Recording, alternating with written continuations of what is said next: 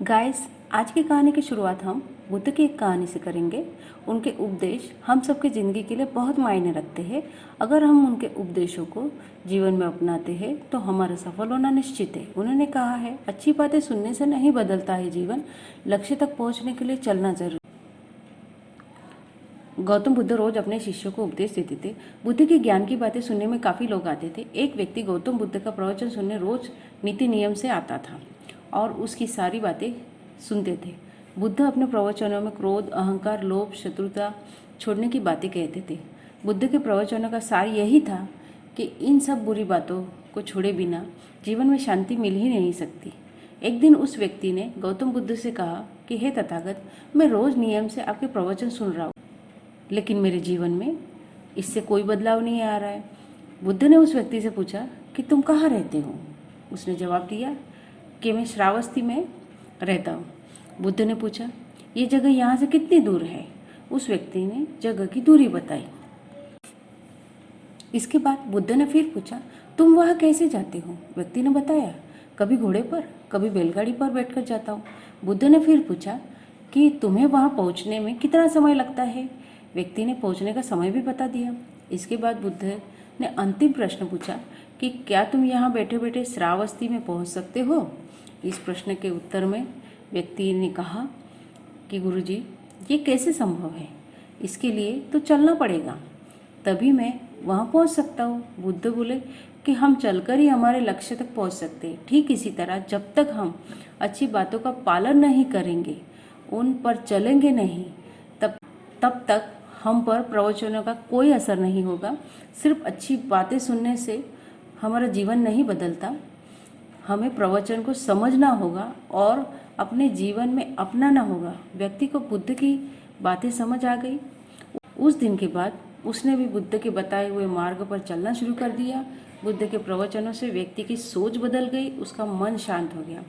इस कहानी से हमें ये सीख मिलती है कि अगर हम अपना मन शांत करना चाहते हैं तो हमें क्रोध, लोभ, मोह, अहंकार ऐसी चीज़ों को तुरंत छोड़ देना चाहिए।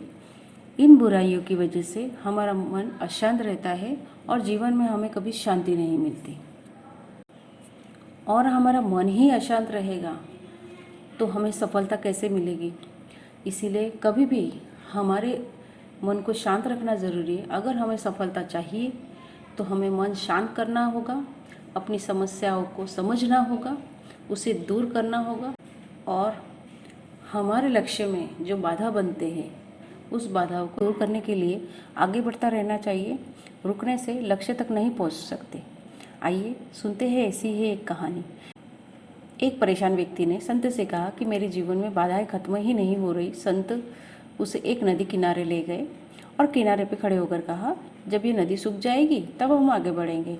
किसी भी बाधा को दूर करने के लिए हमें आगे बढ़ते रहना ज़रूरी है। अगर रुक जाएंगे तो कभी भी लक्ष्य तक नहीं पहुंच सकते। इस संबंध में एक कथा प्रचलित है। कथा के अनुसार एक व्यक्ति को जीवन की समस्याएं बहुत अधिक थी।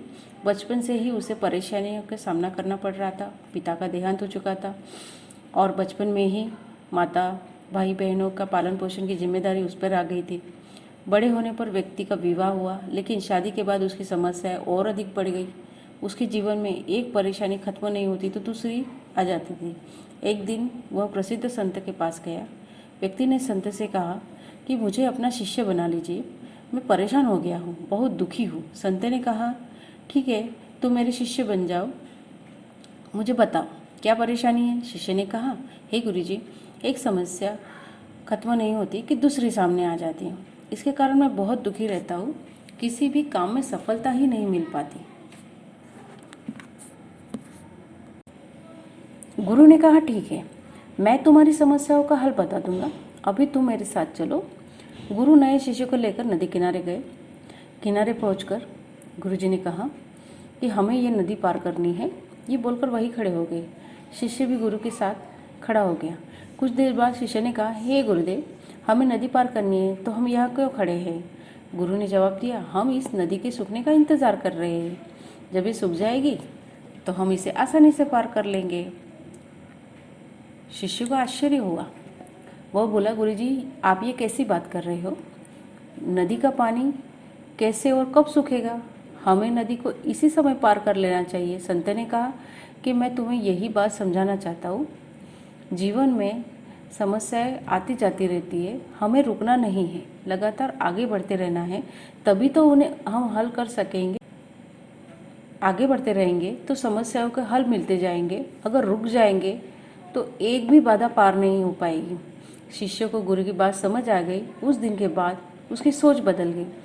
इसका इंसान का मन नकारात्मक विचारों से भरा रहता है, समस्याओं से भरा रहता है। ऐसे में उसे कुछ दिखाई सुनाई नहीं देता, वो अपने में ही रहता है। यहाँ तक कि वो चिड़चिड़ा हो जाता है, लोगों से कटने लगता है, उसके सोचने समझने की शक्ति खो देता है, उसे सारी दुनिया गलत लगने लग जाती है और वो सही मार्ग में जाने के बजाय दूसरों को कोसने लगता है। उसके पास्ट में जो हुआ रहता है उससे वो उबर नहीं पाता।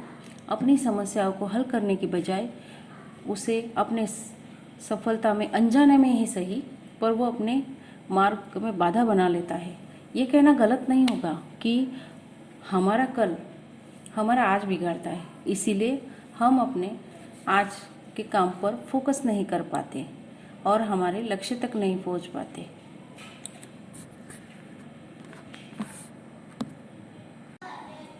अगर मन शांत करना चाहते हैं तो हमें क्रोध और बुरी बातों से बचना होगा। जब तक मन में क्रोध और बुरी बातें चलती रहेंगी तब तक उसमें प्रेम और शांति प्रवेश नहीं कर सकती।